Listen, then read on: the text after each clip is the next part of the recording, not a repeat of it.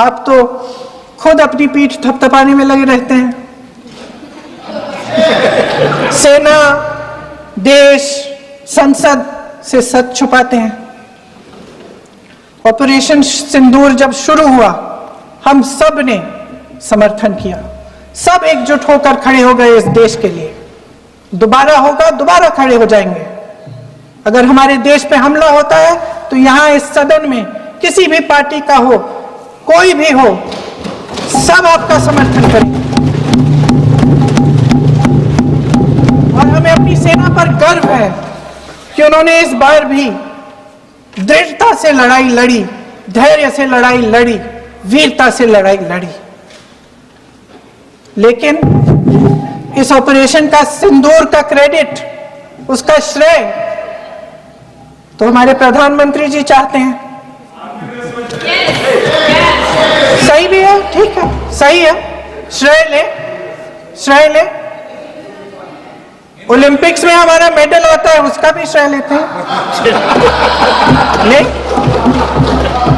लेकिन सिर्फ श्रेय लेने से नहीं होता नेतृत्व, जिम्मेदारी भी लेनी पड़ती है।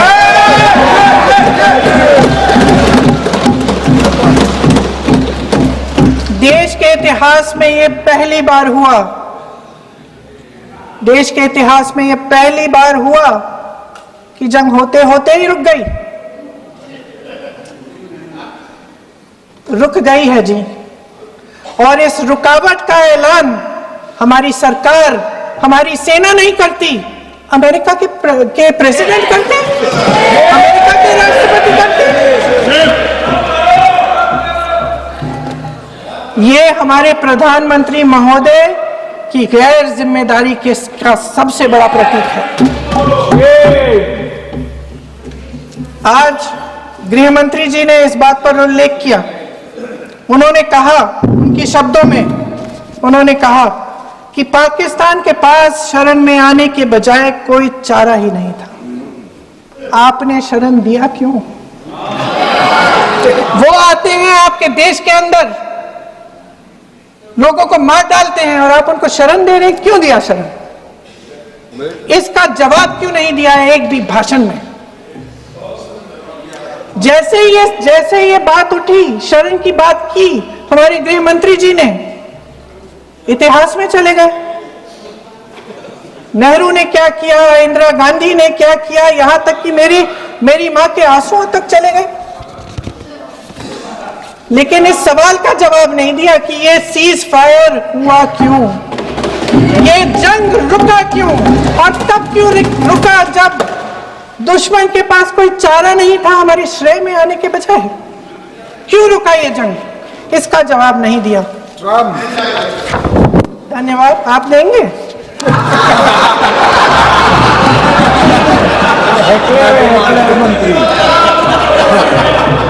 देना भाई, देना। आपको टाइम मिलेगा तो, टाइम नहीं मिलेगा आपको शायद। वैसे महोदय, मेरी माँ की आंसू की बात किए, मैं इसका जवाब देना चाहती हूं। मेरी माँ के आंसू तब गिरे जब उनके पति को आतंकवादियों ने शहीद किया, जब वे मात्र 44 साल की थी। और आज अगर मैं इस सदन में खड़ी हूं और उन 26 लोगों की बात कर रही हूं, मैं इसलिए कर रही हूं क्योंकि मैं उनका दर्द जानती हूं, महसूस करती हूं।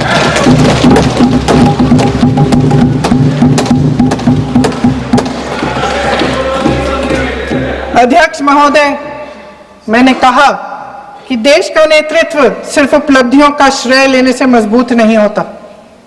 सफलता और विफलता दोनों की जिम्मेदारी लेने से बुलंद होता है। ये सोने का ताज नहीं है, कांटों का ताज है। अध्यक्ष महोदय, जब सरकार झूठी और कायर हो तो वे बहादुर से बहादुर सेना के साहस और पराक्रम को भी कमजोर कर देती है। देश को प्रतिशोध के साथ साथ सबके प्राणों की रक्षा का प्रण चाहिए। सेना की शक्ति के साथ सरकार की सच्चाई भी चाहिए।